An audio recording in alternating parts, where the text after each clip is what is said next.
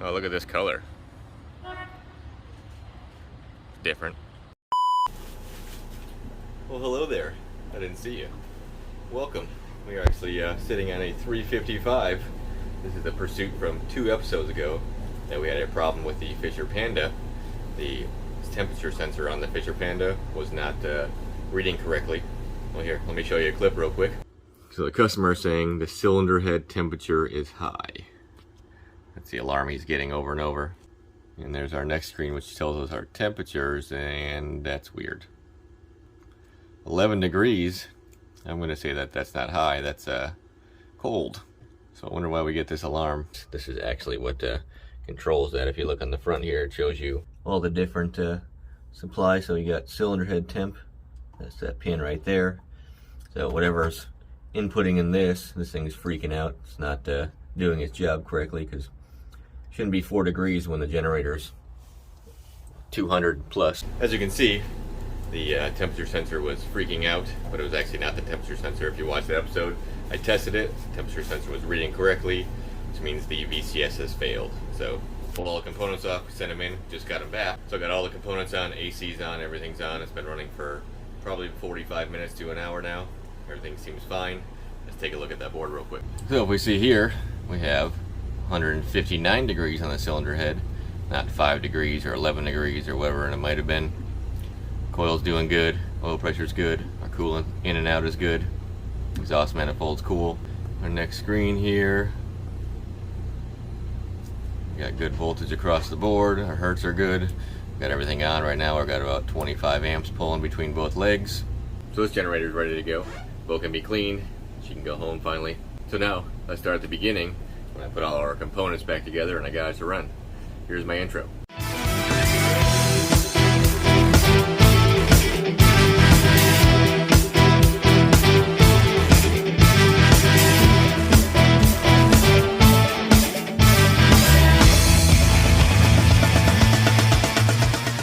Well, here she is. Looks like they fixed that window that was taped up last time. We got our box of parts, got a few tools in it. Now let's jump on here and we will get this generator going, get the parts on there and check and make sure everything's good. Let's go in the cabin first here. Go down here real quick.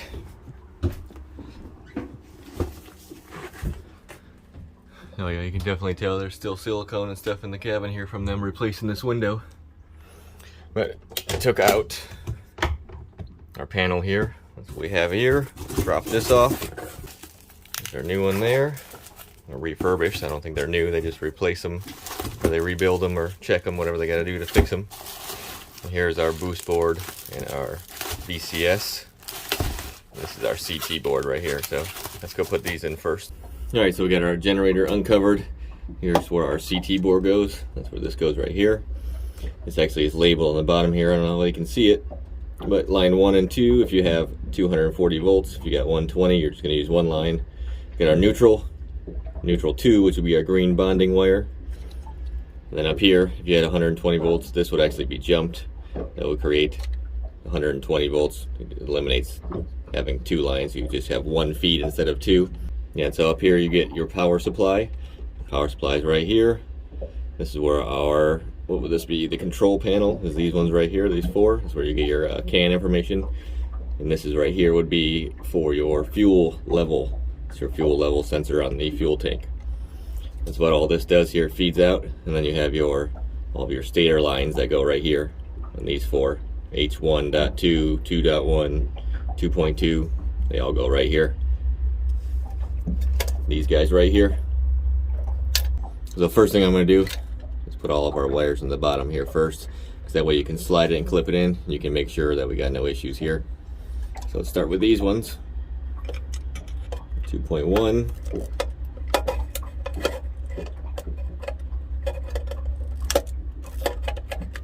Those are just quick connectors. They work good. Once they're tight, they won't pull out at all. There's 1.2. 2.2.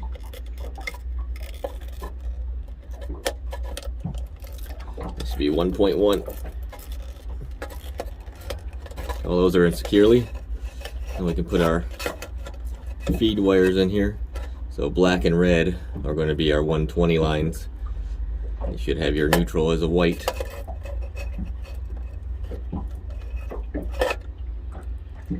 Give these a good twist to make sure that they go in good. One.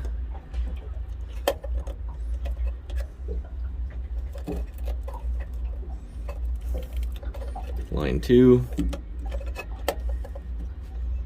These are common. And your green wires, your other common right here.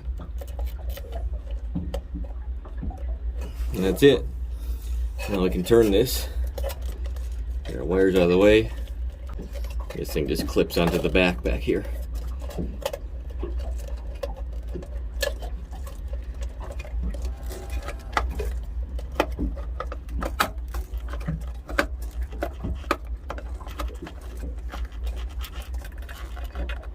Make sure everything's good and tight.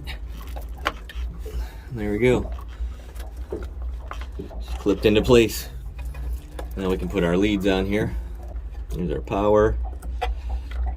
Here's our can to talk to the gauge.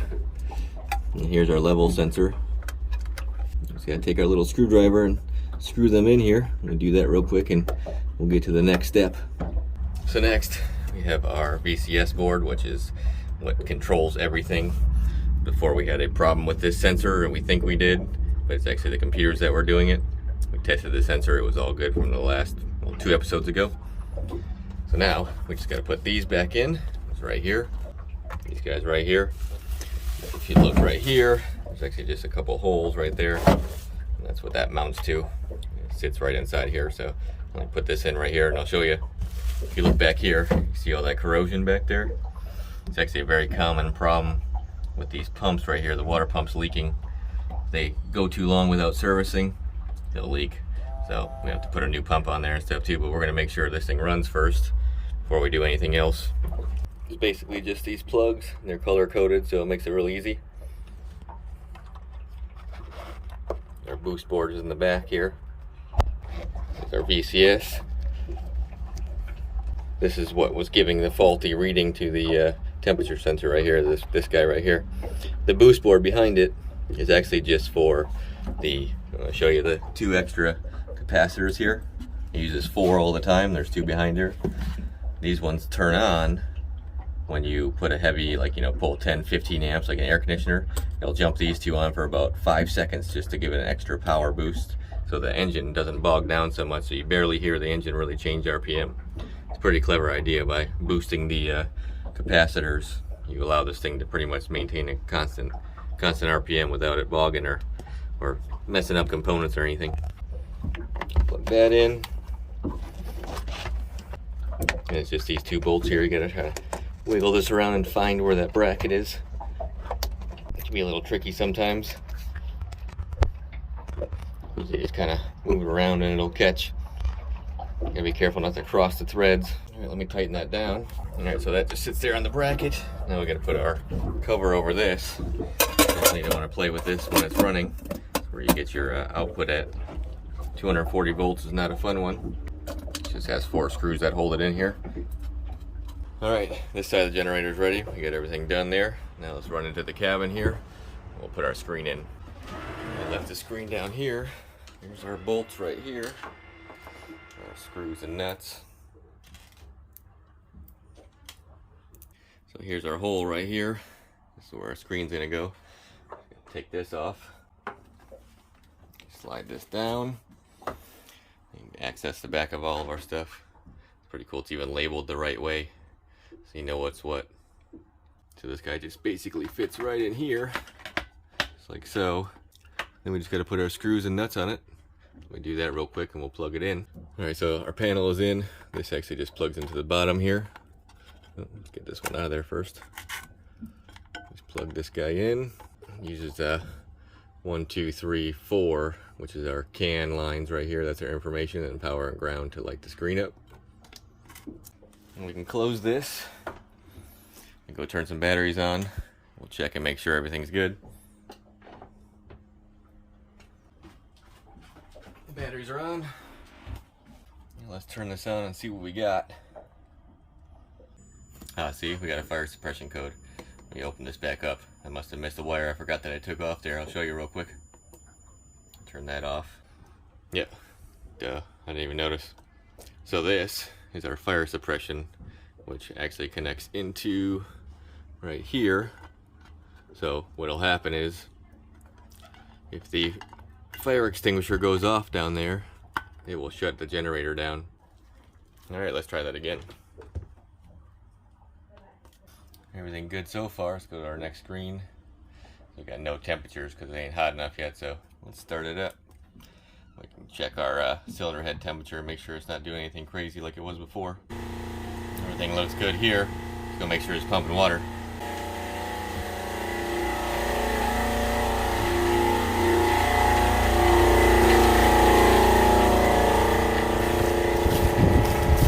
Pumping water good.